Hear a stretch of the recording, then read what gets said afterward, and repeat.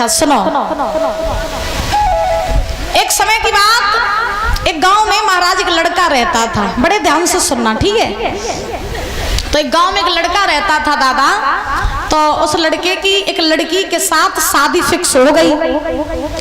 तो जब लड़की के साथ शादी फिक्स हुई तो महाराज लड़की के बाप ने लड़के से कहा, बोले लला हम अपनी बिटिया की शादी तो तुम्हारे संगे कर दिए, लेकिन हमारी एक शर्त है। लड़के ने कहा बताओ ससुर जी क्या शर्त है। तो लड़की के बाप ने कहा क्या शर्त ये है कि बारात तो तुम लेके आइयो, लेकिन बारात में तुम काहू बूढ़े आदमी को न लेवाए ले आइयो, सब नए नए को लेके आइयो। कोई बूढ़ो आदमी अगर बारात में आइयो तो हम ब्याह नहीं करिए, बारात लौटा दिए। अब नौ लड़का रहे, ब्याह की ठसक रहे। हाँ वाने हामी भल्लई बने कही ठीक ससुर जी हम सब नए नए को लेके आए, काहू बूढ़े को नहीं लेके आए। अब महाराज लड़के ने हामी भर लई। धीरे धीरे समय बीता, बारात को दिन आओ परीक्षा जी, लड़का तैयार भो और जितने बके दोस्त सलाई जितने मित्र रहे गांव वाले सबे नए नए लड़कन की फौज तैयार कर लई। अब नए नए लड़कन की बारात तैयार वही परीक्षा जी महाराज।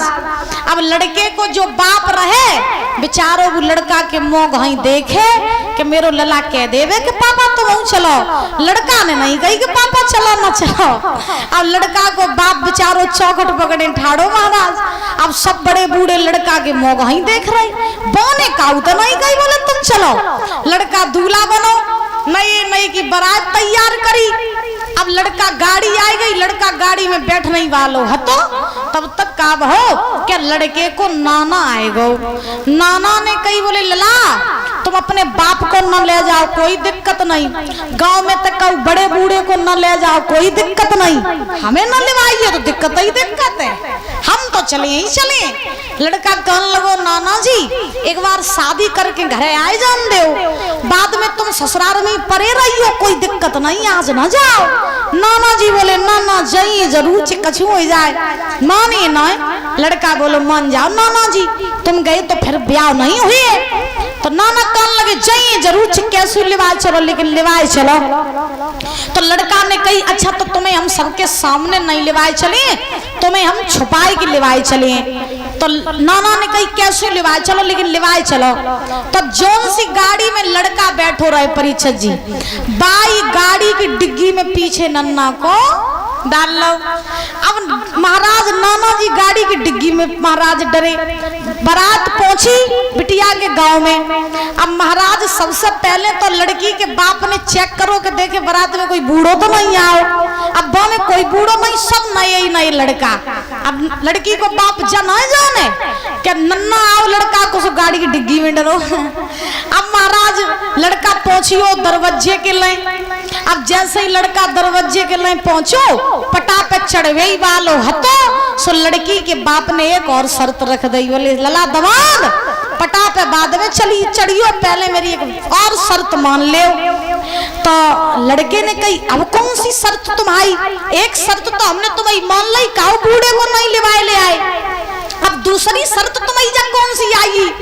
लड़की के बाप ने कही लला शर्त मेरी जा है कि अब हम अपनी बिटिया की शादी तुम्हारे संगे तभी करें कबे जब मेरे गांव में एक पानी की नदी बहती है और तुम नदी में पानी की जगह दूध की नदी बहा दे तो हम अपनी बिटिया की शादी तुम्हारे संगे कर दिए।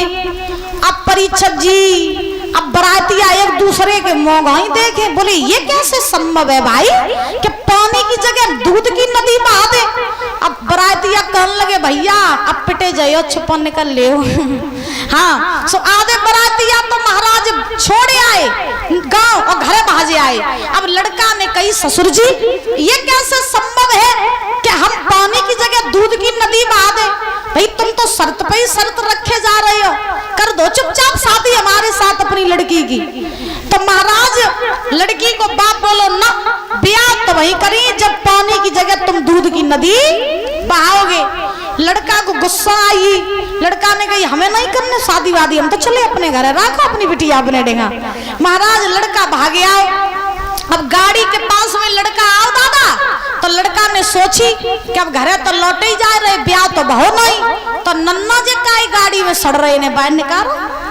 महाराज डिग्गी में तो नन्ना को बाहर निकालो, और जैसे ही बाहर निकालो तो नाना जी ने कही का बात लला, बहू कहाँ है, बड़ी जल्दी लौटे आए, ब्याह कर ले आए। लड़का कहने लगा ब्याह ब्याह कुछ नहीं बहू। बोले काय? बोले लड़की के बाप की शर्त है कि शादी तभी होगी जब गांव में पानी की नदी बहती, उसमें दूध की नदी बहे। अब नाना तुम्हें बताओ कि बहती हुई पानी में हम दूध की नदी कैसे बहाएंगे, तासो घर लौट चल रहे, हमें नहीं ब्याह करने। तो नाना जी ने कही लला परेशान ना हो, तुम जाओ और जाए के अपने ससुर से जब कहियो ससुर जी अगर तुम कह रहे हो कि हम पानी की जगह दूध की नदी बहा दें, तो सुनो तुम ऐसा करो कि पूरी नदी को पानी तुम खाली कर दो, दूध हम बहा दिए। सो लड़का आओ, और लड़का ने अपने ससुर से कही, बोले ससुर जी तुम बड़े उछल रहे थे, तुम कह रहे हो ना कि पानी की जगह हम दूध की नदी बहाए, तो सुनो तुम पूरी नदी को पानी खाली कर दो, और जितना दूध बहाओ जाइए हम सब दूध बहा दिए और दूध की नदी बहा दिए, तुम पहले नदी को पानी खाली करो। लड़की के बाप ने महाराज कही पहले तुम जब बताओ कि बूढ़ो आदमी कहाँ आओ, कहाँ आओ बूढ़ो आदमी। अब महाराज कहने का भाव ये है कि जिस घर में, जिस प्रोग्राम में, जिस आयोजन में जब तक बड़े बूढ़े शामिल नहीं होते हैं तब तक वो आयोजन परीक्षक जी पूरा हो ही नहीं पाता है। तो बड़े बूढ़ों की सलाह लेना बहुत जरूरी होता है। प्रेम से बोलो राधे राधे। तो एक दिन में 10 मिनट निकाल करके बड़ों के पास में बैठना जरूर चाहिए, और हर कोई बड़े बूढ़े ज्ञानवान नहीं होते महाराज बता रहे आप। बोलो सिद्ध बाबा महाराज की, बोलिए मनीषानंद बाबा महाराज की, बोलिए बरमदेव महाराज की। आप ताली बजाते हुए बोलेंगे सभी लोग बड़े भाव से, उसके बाद कथा में प्रवेश करेंगे।